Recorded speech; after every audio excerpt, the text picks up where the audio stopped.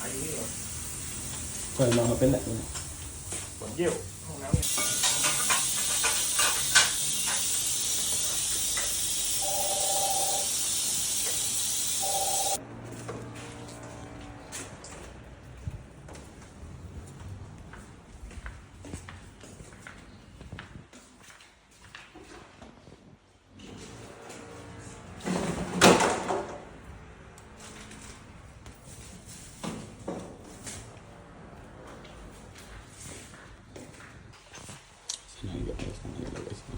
ไอ้โอ้ห้องแต่ผมติ๊กต๊อกนะ